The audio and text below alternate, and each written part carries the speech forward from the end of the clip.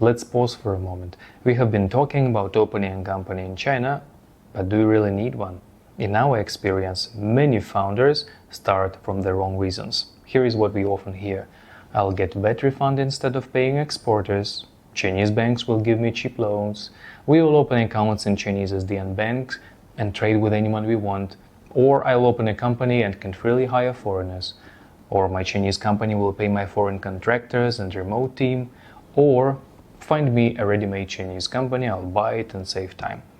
None of these work the way you imagine. Let's break down some common misconceptions one by one, because each of these can lead you to an open Chinese company you don't actually need. Misconception 1: I'll build my business on VAT refunds.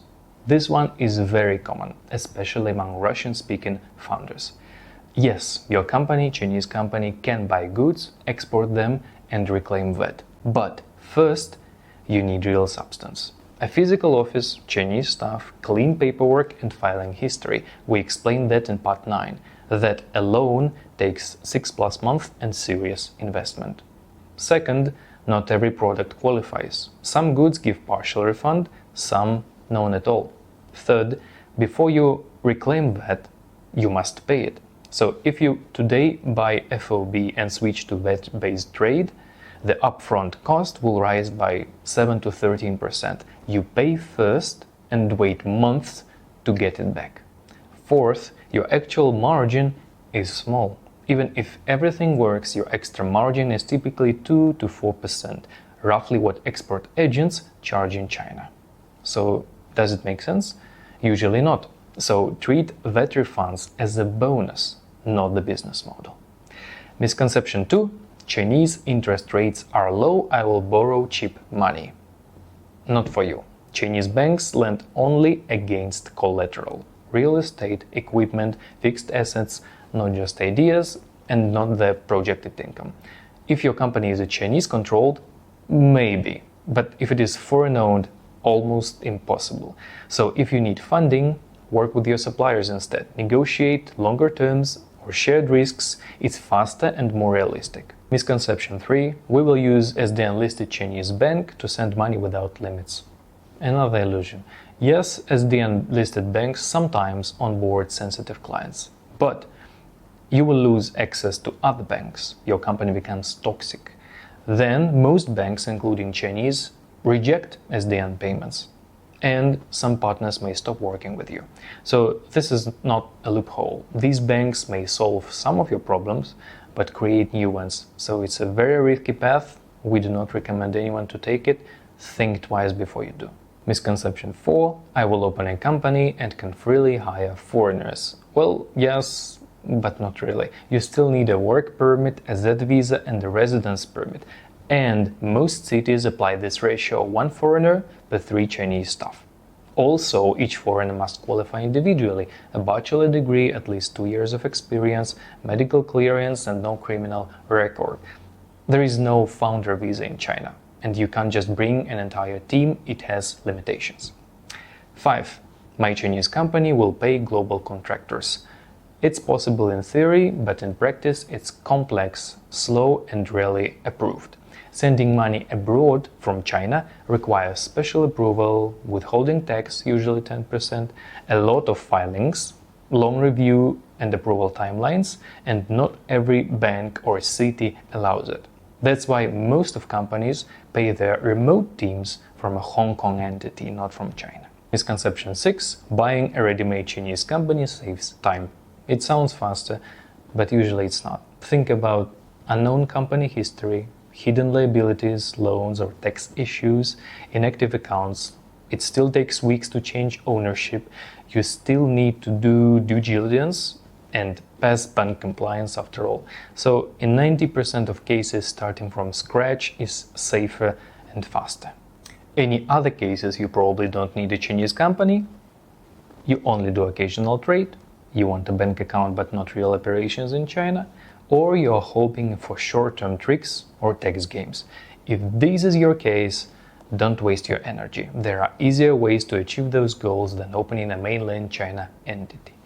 Okay, wait, Roman, are you advocating us against opening a Chinese entity? Not at all. I've been doing this for almost 10 years, helping founders to do business in China and Hong Kong.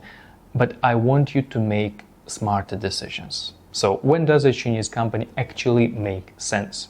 Here are the real cases when it works.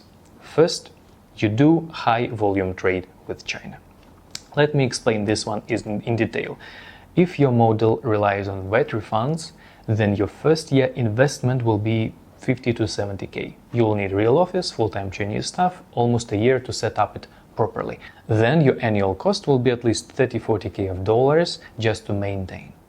With an average export company margin of 3-4%, you will need at least $2 million in export volume to break even.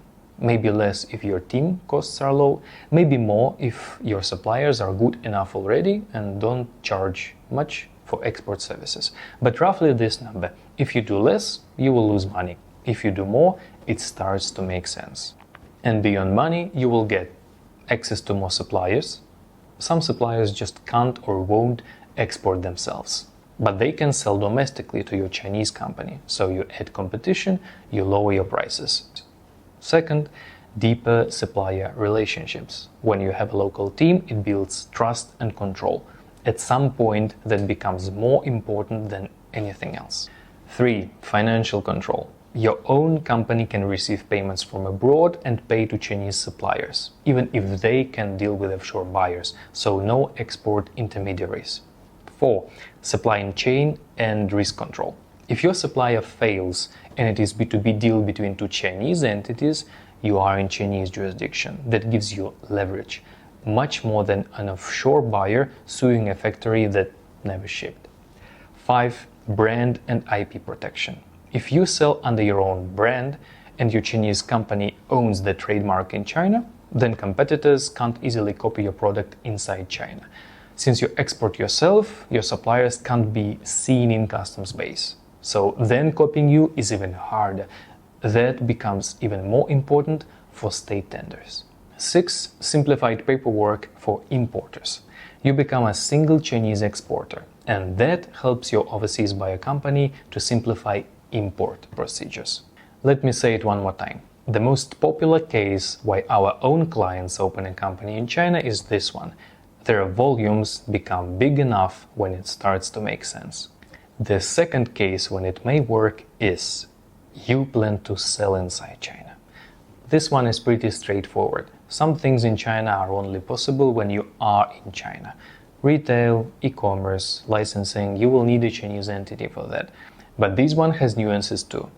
And the biggest nuance is prepare to spend. Chinese market is extremely competitive.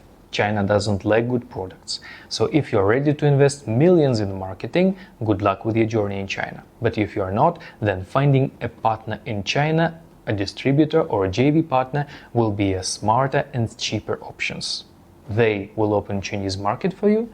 You give them exclusive rights to represent you in China, and you do not spend much. Also, there are ways to sell in China even as a foreign entity. Chinese marketplaces have options for international sellers. It's not cheap, but you will save on licensing. The third case is you are a major investor and want to run production in China. If you are investing into manufacturing, especially in strategic sectors that you can get support in China, then yes, absolutely. We will talk about it in the next video. China is friendly to big foreign capital investments. Just make sure with your local partners that you meet the criteria in advance. Case 4, you need face or legal presence. Sometimes you have other business that way makes you money. And that business requires you to have a certificate from China. We have seen it in finance, insurance, government tenders, and leasing. Your clients want you to seal your legal presence in China. In this case, an representative office or WFOE makes sense for you. And case 5, you run critical infrastructure outside China, depending on China. A very special case, and this one is exactly about deeper supplier relationships and control. If your factory abroad relies on parts from China, and any delay costs you millions, then supply chain control and stability becomes crucial. We have seen it in COVID. Those factories who didn't prepare suffered immensely. But there were some that strategically opened a local RO or trading WFOE in China several years before. Those were thriving. They outperformed all the competitors during those times when China was COVID closed. If this is your case too, then you have two good options. First is to settle a trading company in China. This company buys locally and exports to your foreign plant. This will bring you good revenue, but also a lot of headaches. You will need a lot of good multinational managers here. It is a hard task. Second is to set up a representative office in China. You need it only to send an engineering and procuring team from abroad to China and legally pay for it. This one cuts your costs and reduces risks without additional headache. Easy fix. Final thoughts. A Chinese company is not a trophy. It's a tool, and like any tool, it is useful only in the right hands and at the right time. Start with a strategy. Before you register anything, ask yourself, what exactly are we doing in China? What problems are we solving with this setup? Do we need licenses or a presence on the ground? Will we have substance, people, office operations in China? Who are our suppliers and how do we pay them today? Where is our cash coming from and going to? Who will be the owner of Chinese company? If you don't have clear answers, don't rush. It might be that Hong Kong or Singapore will be better for your purposes, and we will make another series about them to answer that question. Thank you all for watching. In the next video, we will summarize the full process of incorporation in China, step-by-step guide. Subscribe to stay updated, and let's keep going.